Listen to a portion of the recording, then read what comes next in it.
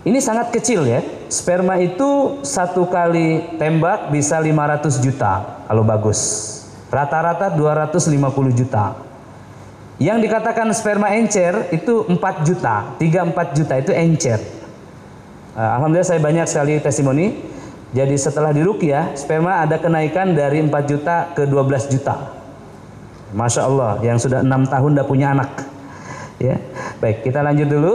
Jadi ini ada sperma, ini ada sel telur. Sel telur wanita 15 telur 1 bulan kalau subur, begitu ya. Jadi sel sperma ke sel telur. Next, yang normal ya. Dilanjut Pak. Ini adalah gambaran sel yang normal, tidak terinfeksi kanker maksud saya. Ya, lanjut. Ini adalah sel yang terinfeksi kanker. Bapak Ibu sekalian, nanti boleh lihat bentuk tumor itu seperti apa. Kurang lebih seperti ini. Ada yang sebesar bakso, ada yang sebesar telur puyuh, ada yang sebesar 3 kilo saya dapati. Ya, pasien-pasien kami yang diruqyah, lalu tumornya itu keluar, ada dari sebesar telur puyuh, ada yang sebesar lebih kecil lagi, sampai 3 kilogram, sebesar baby. Diruqyah itu keluar. Bentuknya tidak beraturan, tidak bulat, tidak simetrik, tetapi seperti ini. Ya, seperti ini. Baik. Ini adalah sel sehat, ini adalah sel yang terinfeksi oleh kanker. Sel kanker adalah sel sehat yang terinfeksi kanker tadi. Adapun kankernya tidak diketahui. Kemoterapi adalah menghapus sel-sel yang terinfeksi oleh kanker. Tujuannya mengecilkan tumor atau bukan menyembuhkan ya, membakar sebetulnya, membakar sel kanker. Efeknya sel sehat pun ikut terbakar. Efek satunya. Efek keduanya, kalau tidak tertarget, ya, kalau kemonya tidak tertarget, maka semua sel akan kena sebanyak 20% yang masif, yaitu kuku dan rambut. Maka kalau kemo rambutnya botak. Baik ya, itu efek negatifnya maksudnya. Lalu kemudian kemoterapi itu tidak ada ujungnya. Nah, di sini ada yang tahu nggak berapa kali maksimum kemoterapi? 54. Ya, pasien saya paling banyak 54 sesi kemo. Baik, dan radioterapi itu 30 kali. Jadi bayangkan 30 kali radioterapi sinar dan 54 kali kemo. Bosan nggak? Jenuh nggak? Capek nggak? Capek nggak? 80 kali pergi ke rumah sakit, meskipun dibayar pemerintah, itu meletihkan dan tidak tahu ujungnya. Karena nanti ujungnya itu atau protap berikutnya setelah kemo itu adalah pengangkatan organ. Nanti ketika diangkat, kemonya bisa lari atau metastase. Nah, makanya di sini Al-Quran dihadirkan ya untuk memahami penyakit yang tidak dipahami ini. Ya. Baik ya hadirin. Jadi saya tidak mendistraksi ilmu medis ini tidak, tetapi memberikan tawaran baru. Bagaimana kalau kita masukkan Al-Quran? Karena Al-Quran bisa menembus ke dalam, ya, ke dalam sel, dunia sel. Sel kanker, sel sehat. Sel kanker adalah sel sehat yang terinfeksi kanker. Kemoterapi menterapi sel kanker. Al-Quran menterapi kankernya, bahkan menghapusnya. Ya. Dilanjutkan. Ini adalah definisi dari sel kanker. Definisi kanker, sel kanker, tumor itu tumpang tindih sebetulnya. Hanya kalau Bapak Ibu sekalian ingin dapat gambaran, ya, ada kanker, ada tumor, ada sel kanker. Jadi ada cancer, ada sel cancer, ada tumor. Cancer adalah infektan atau mutan yang menginfeksi sel sehat dan berubah jadi sel kanker. Sel kanker ini metaplase, membelah jadi 2, jadi 4 dan seterusnya, maka berwujud tumor. Nah, tumor ini benjolan. Nabi SAW menyebut benjolan ini at-ta'un tadi kata Syekh. Ta'un itu apa? Dorongan dari, tusukan dari dalam. Dan itu tusukan setan dari dalam. Ya. Baik. Sebenarnya kalau saya mengatakan kanker itu setan, kelasnya sudah selesai dari tadi. Tapi tidak ada satupun yang percaya kan? Tidak ada satupun yang paham, tidak ada yang masuk ke pikiran kita, ya. Nah, ini uraiannya, mudah-mudahan bisa dipahami hadirin, ya. Lanjutkan. Ini tidak bisa diputar, dilanjutkan. Ya.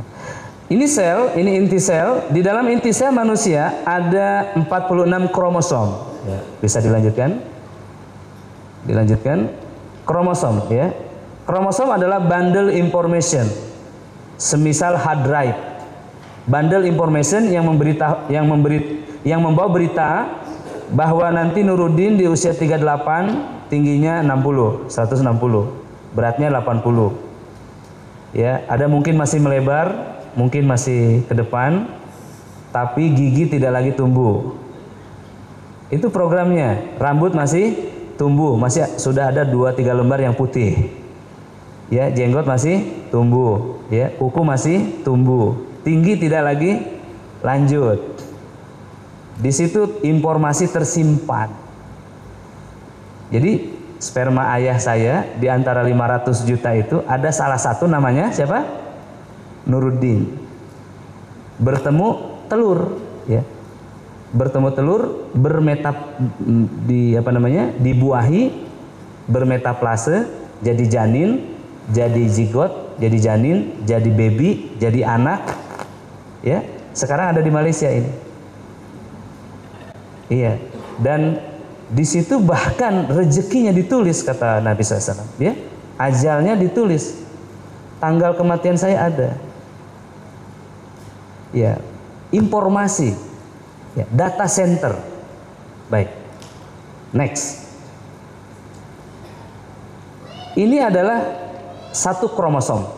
Bayangkan ada 46 kromosom yang membentuk saya.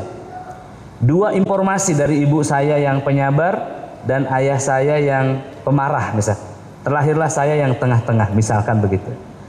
Ya, seperti itu hadirin, ya. Dari ayah saya yang keriting, ibu saya yang lurus rambutnya, jadilah saya saat ini. Begitu hadirin, ya. Baik, lanjut. Nah, ini kromosom kita bedah. Nah, ada tali spiral, ini namanya DNA. Baik, sebentar. Sampai sini dulu. Virus itu memiliki struktur DNA, tapi tidak lengkap begini, hanya sedikit saja. Satu program untuk memprogram sel lain menjadi rusak nantinya. Ini DNA manusia. Next. Lanjut. Di dalam sini tersimpan informasi genetika. Lanjut. Baik, di sini kita lihat ada kode genetika. Ini ada warna yang berbeda, ya. Warna merah, warna hijau, warna hitam. Ini bisa diterjemahkan. Jadi kode-kode itu diterjemahkan. Ini example saja. TGCA-GT ini example terjemahan kode genetik. Tuan-tuan, puan-puan, ada tahu Morse nggak? Kode Morse. Tit, tit, tit, tit, tit. Itu bisa diterjemahkan jadi huruf, betul? Maka ini si warna-warna ini diterjemahkan jadi serangkaian informasi. Baik, kompleks tidak? Sangat kompleks, ya. Sel dalam tubuh manusia ada 30 triliun kurang lebih. 30 triliun sel. Jadi kalau DNA manusia dibentangkan, kata peneliti bisa mengelilingi dunia ribuan kali. Sangat halus sekali. Dan di situ Allah menyimpan data manusia. Termasuk menurut para saintis, yang ini saya tidak yakini, menyimpan penyakit juga di situ. Calon penyakitnya, karakter termasuk penyakitnya. Kalau saya lebih meyakini ada setan masuk situ. Ya. Karena kata Nabi, kullu waladin mauludin yuladu alal fitrah. Setiap manusia terlahir dalam badan fitrah, ya.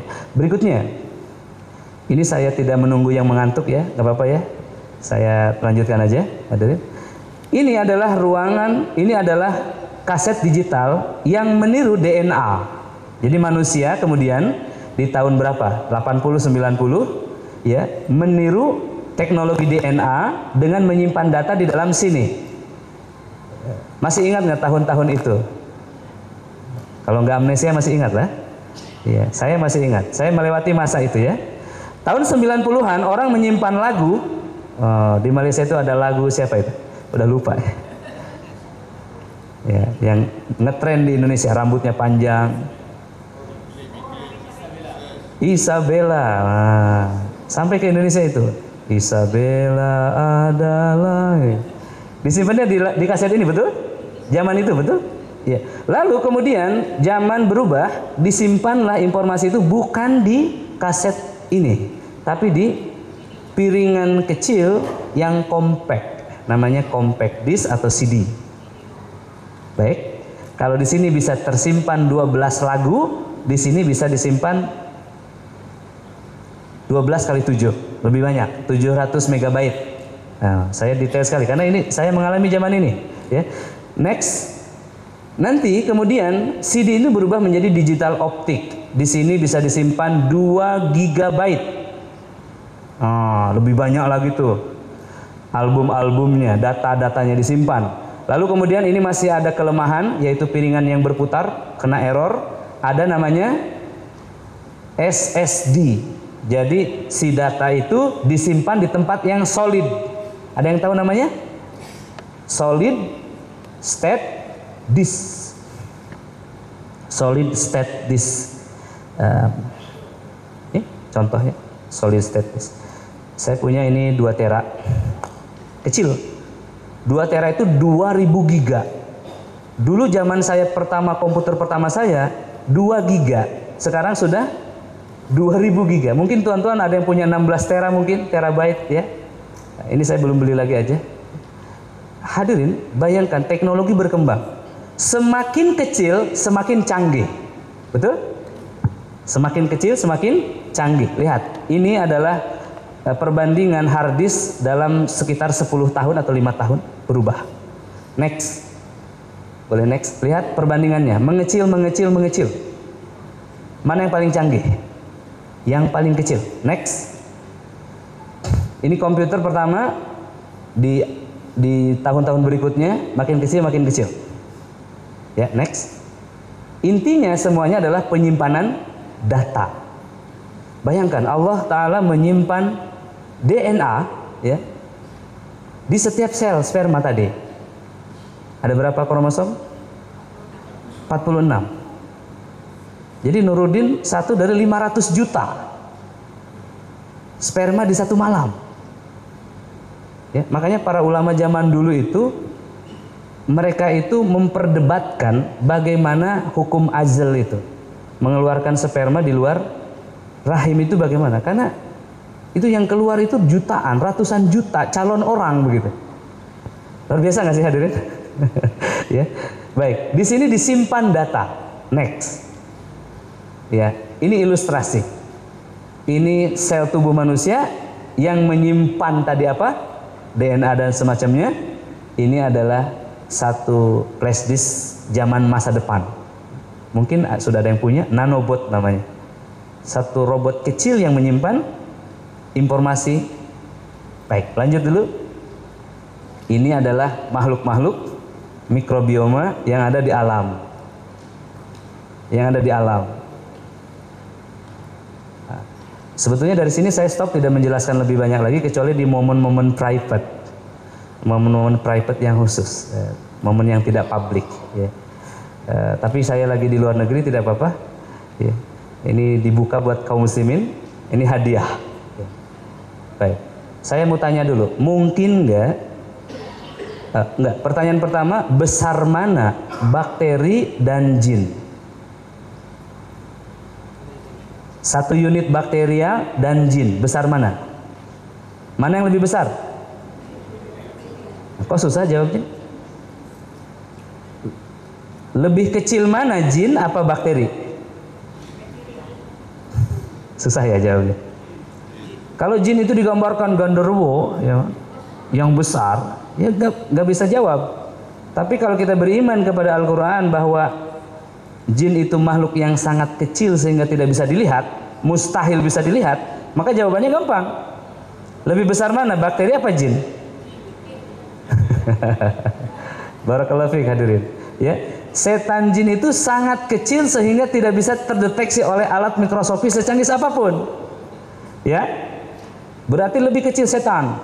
Ini adalah virus-virus yang kecil. Tetapi di dalam virus yang kecil ini menyimpan informasi-informasi yang ketika di sini ada programmer yang diciptakan manusia atau mungkin dibuat oleh setan, diprogram ulang oleh setan, dia menancap ke dalam sel yang sehat, maka sel itu akan berubah menjadi virus itu. Terinfeksi. Itulah yang disebut sel kanker atau autoimun, ya. Imun tubuh manusia diserbu dan kemudian